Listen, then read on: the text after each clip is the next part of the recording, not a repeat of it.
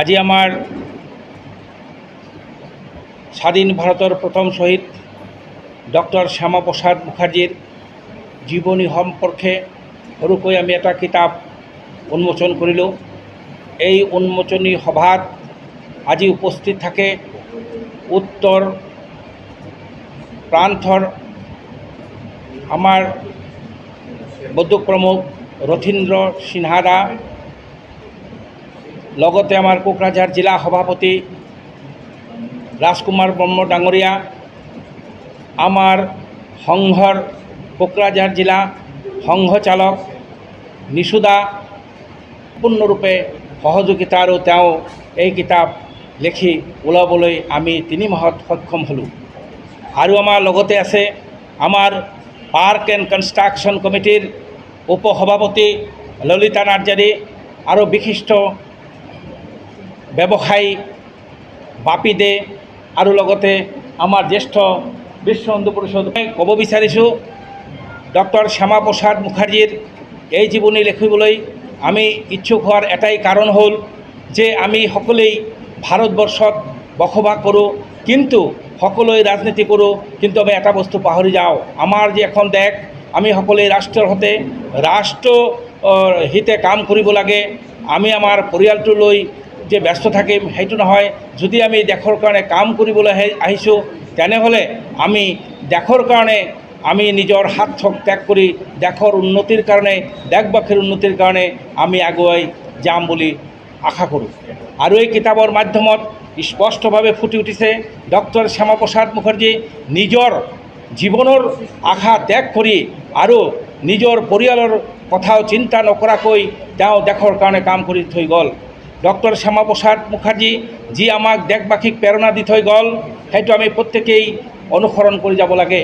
তেওঁ ভাৰতবৰ্ষত 540 জন এমপিৰ ভিতৰত এনে এজন উপযুক্ত এমপি, যিজন এমপিয়ে চিন্তা কৰিছিলে যে কংগ্ৰেছ জৱাহৰলাল নেহৰুৰ নেতৃত্ব চৰকাৰে যি কিছুমান সিদ্ধান্ত লৈছিল তাৰ সিদ্ধান্ত বিৰোধ কৰিছিলে।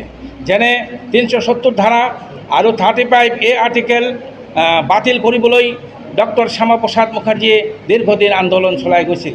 তেওঁ এইটো চিন্তা কৰিছিলে যে 370 ধাৰা আৰু 35A আৰ্টিকেল যদি থাকে, কাশ্মীৰ আমাৰ যদি হয়, আমি এই আইন কেতিয়াও থাকিবলৈ নিদিম। কৈছিলে তেওঁ যে দেশ এক হ'লে প্ৰধানমন্ত্ৰী এটা হ'ব লাগিব। সেইকাৰণে তেওঁ বিধান পাৰ্লিয়ামেণ্টত কৈছিলে এক নিশান এক প্ৰধান এক বিধান। এক প্ৰধান তাৰমানে দেশ এটা হ'লে প্ৰধানমন্ত্ৰী এটা হ'ব লাগিব।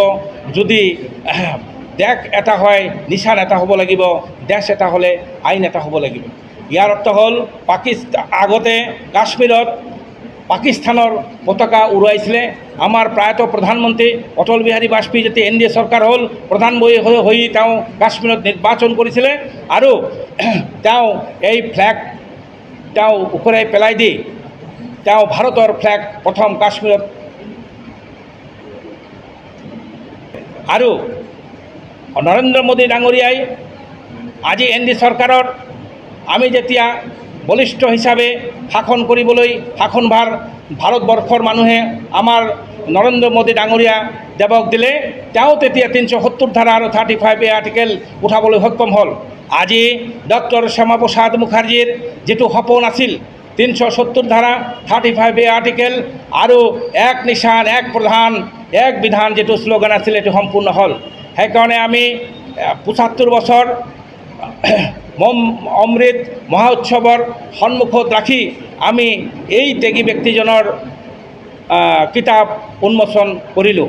আমি পাঠকৰ প্ৰতি সকলো পাঠকক আমি অনুৰোধ কৰিছোঁ তেওঁলোকে যাতে কিতাপটো সকলোৱে পঢ়ি আনজনকো যেন দেশৰ কাৰণে, ৰাষ্ট্ৰৰ কাৰণে যিজন ব্যক্তিয়ে নিস্বাৰ্থে দেশৰ কাৰণে কাম কৰি গ'ল, এই সকলো বস্তু আমাৰ ভাৰতবাসীৰ প্ৰতিটো নাগৰিকেৰ যদি এই মনোভাৱেৰে চলে, আমাৰ দেশ আগুৱাই যাব। আৰু এই সুশাসন উন্নত দেশ আজি ভাৰত বিশ্বগুৰু হ'বলৈ ৰাস্তাত আছে। ইয়াৰ কাৰণ হ'ল ডক্টৰ শ্যামাপ্ৰসাদ মুখাৰ্জীৰ নীতি আদৰ্শৰে আমি আগুৱাই গৈ আছোঁ। আমি আশা ৰাখোঁ প্ৰতিজন ভাৰতৰ নাগৰিকে, প্ৰতিজন দেশবাসীয়ে, প্ৰতিজন ৰাজনীতি নেতা, প্ৰতিজন ব্যক্তিয়ে যেন ডক্টৰ শ্যামাপ্ৰসাদ মুখাৰ্জীৰ এই ত্যাগ মানি এই ত্যাগৰ তেওঁৰ অনুসৰণ কৰি আমি দেশ আগুৱাই যায় আৰু দেশৰ প্ৰতিজন নাগৰিকে যেনে তেওঁক সমৰ্থন আগবঢ়ায়।